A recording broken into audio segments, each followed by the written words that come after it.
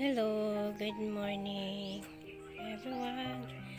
Welcome back again to my channel, Philippine Expat Country Living. Kumusta na po kayo?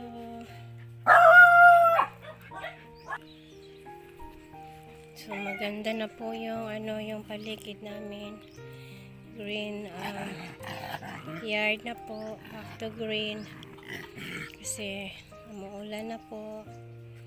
Thanks heaven for the rain. So nagtaka po kayo, ano po yan, yung concrete flat na yan. Our beloved little die. So because she's really our special dog, and we put a special place for her.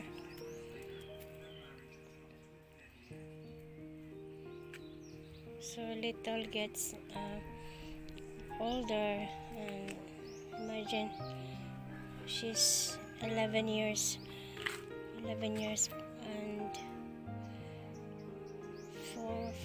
4 months, so almost 12 years. So nawala na po si Lito, yung beloved favorite dog namin ni Philip.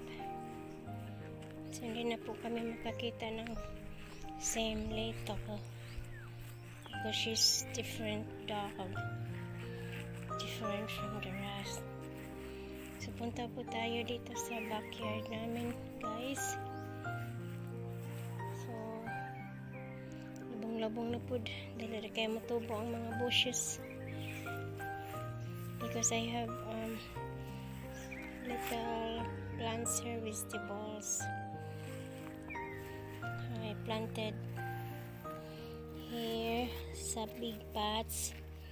So ito po yun, eggplant. Nakasurvive po ang eggplant, guys, sa drought.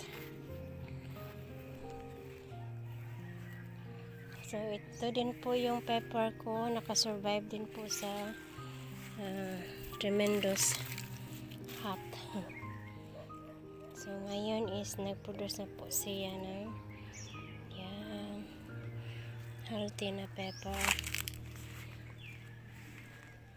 So what I did before, during the dry season, I just set this one as well as with the eggplant here,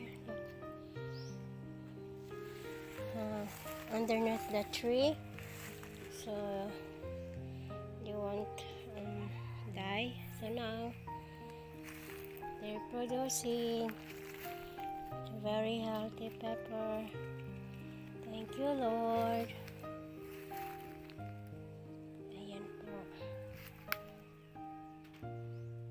Punta po tayo dito sa likuran, guys. Nagpapatubo din po ako ng lettuce. Itanim ko po yung yung seeds. Yan, may po ako dito, may na-start na po ako na magtanim ng mga pichay. So ito na po yun siya. Laki na po. So hinahinay lang po yung pichay na nag-grow. Wala naman kami masyadong compost. So yan, konti-konti lang po. Ito po is eggplant po ito. Yung eggplant na yung stripe, hiningi ko po sa friend ko. Yan, tumubo na po siya. Effective po talaga, guys, hiwain po ng pangatlo yung eggplant, tapos i-dry po. Tapos pag nagda-dry na po dito, yung isang eggplant tinanim ko po dito, 3 binigay niya sa akin. Tapos ito na po yun siya. Grabe, so productive. So nagtanim po din po ako ng orange po ito. Pag Kumakain po kami ni Philip ng orange. Yung mga seed, yung buto-buto po niya, itanim ko po sa sa pots. So ito, nabuhay po sila. So may konti po ako pechay dito. So this one is hindi na po ito i-transplant. Wala po ako shelves dito na. So meron din po akong tomato. I will never stop planting because you know it's my passion. I love gardening, you know guys. Patawarin niyo po ako. So never stop. Just like never stop dreaming. So here, never stop planting. So ito po is bombel po ito, yan. Tsaka marami po akong ipapakita sa inyo guys kasi tagal-tagal po hindi ako nag-video. Ito po orange po ito, kasama po ito sa so yung maliliit, ito lumaki na po siya. So abangan po natin guys yung result. Yung parang small, parang kiat-kiat. Pero malaki pa sa kiat-kiat. Yan. So sana po ma-produce ng fruit. Mayroon po ako isang tomato. That's bombel. Tapos yung ko spring onion. Para yatang lousy. Hindi nakagusto ng hindi siya nakagusto sa soil. In order ko po itong soil. Parang soil na in order ko is it's not really good for soil. So ayan po natin. So dito po guys, yung kangkong ko masyadong old na po siya. So nagpapasalamat po ako sa kangkong. Many times na po nagugulay kami dito. Ayan po guys, ang daming dito sa lugar namin. Yung mango din namin po. Marami po kaming mango guys. So grabe ang mango namin guys. Baka yung iba malapit na po ma-harvest. So binalot po namin na yung mango doon sa labas. Kasi hindi na po naagapan magbalot kasi masyado na pong marami. Ang taba.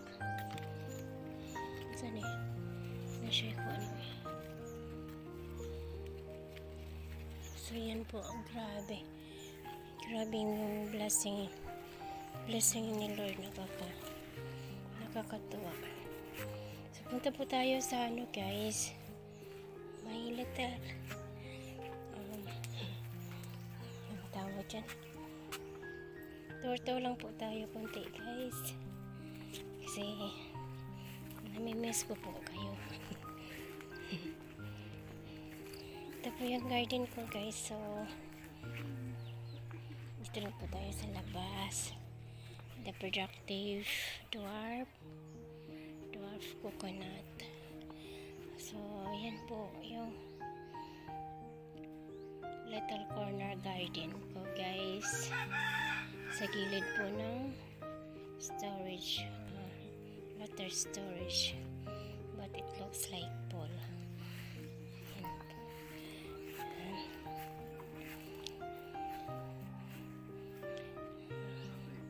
Ang ganda ng rose, fuchsia, pink, tawag dyan. Ayan. Ganda.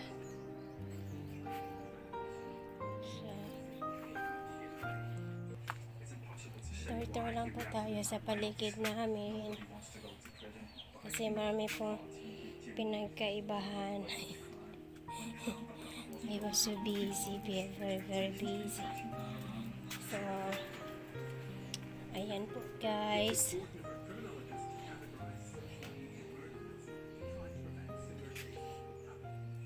Yan, back to our front yard.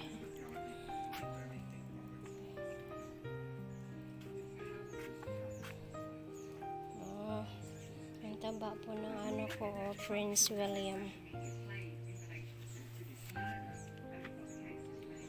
At saka yung ano ko po guys, so anong tawag nito, air. So tawag ano eh. Basta na to air. Para siyang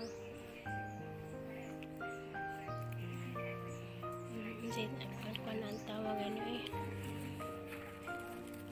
Kakaiba. Air plant. Para yata air plant yun.